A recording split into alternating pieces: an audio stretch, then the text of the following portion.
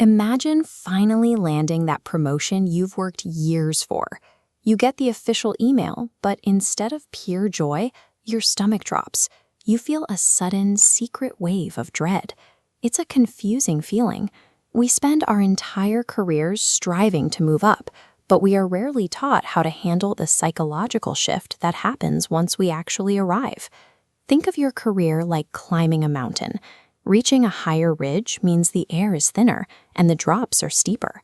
The tools that kept you safe at the base won't necessarily help you survive at the summit. By understanding how your mind processes this change in altitude, you can stop fearing the height and start leading with genuine confidence. There is a common trap. We get promoted based on our current job until we land in a role where our old skills no longer fit. You worry this new role is a slow climb toward exposing your limitations. When we feel this pressure, our brains usually reach for one of two tools. Some of us grab a shield, a defensive way of thinking where we focus entirely on not making mistakes and protecting the reputation we've already built. Others reach for a ladder. Instead of worrying about losing, they focus on what they can learn and where they can grow. To keep moving up, you have to be willing to put down the heavy shield of protection and start using the ladder of growth. In a higher role, it feels like you're standing under a blinding spotlight. You worry every person in the room is judging your every move. Because your heart is racing, you assume everyone can see it, broadcasting your nervousness. But research shows your internal state is almost invisible.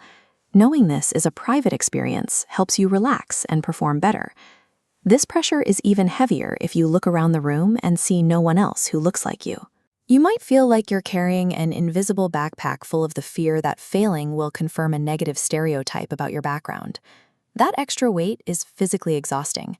It siphons off your brain's processing power, leaving you with less mental energy to solve the actual problems. There is a way to set that backpack down. In a study of students facing this exact pressure, those told to view their racing hearts as helpful energy for the task ahead scored higher and showed lower levels of physical stress. When you stop seeing your stress as a sign of inadequacy and start seeing it as fuel for your performance, you regain mental clarity. When faced with a complex new challenge, your brain quickly tries to answer two questions. First, is this a threat? Second, can I handle it? Stress doesn't actually come from the difficulty of the job itself. It comes from the feeling that you don't have the tools to manage it. We know this because even in high-stress environments like nursing homes, people given control over small things, like when to water a plant or how to spend their afternoon, are significantly healthier and more active. You can lower your own stress by finding areas where you do have power, whether it's setting your schedule, asking for specific training, or building a support team. Taking control of the small things changes your outlook. By identifying the specific parts of your role you can actually influence, a terrifying threat transforms into a manageable challenge. To keep your footing as you climb, you have to change your goal. Stop trying to look smart and start trying to get better. When your goal is learning, a mistake isn't a failure, it's just a new piece of information. If a new role feels too massive to handle, remember that your motivation is driven by three things: your purpose, your energy, and most importantly, taking tiny, simple steps.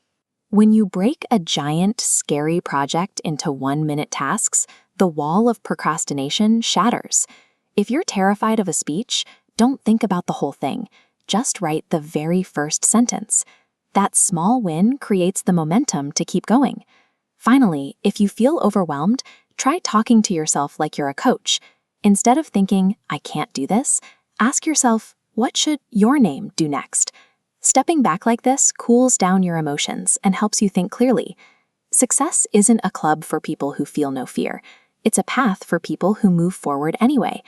What is one tiny, simple step you can take today to prepare for your next leap?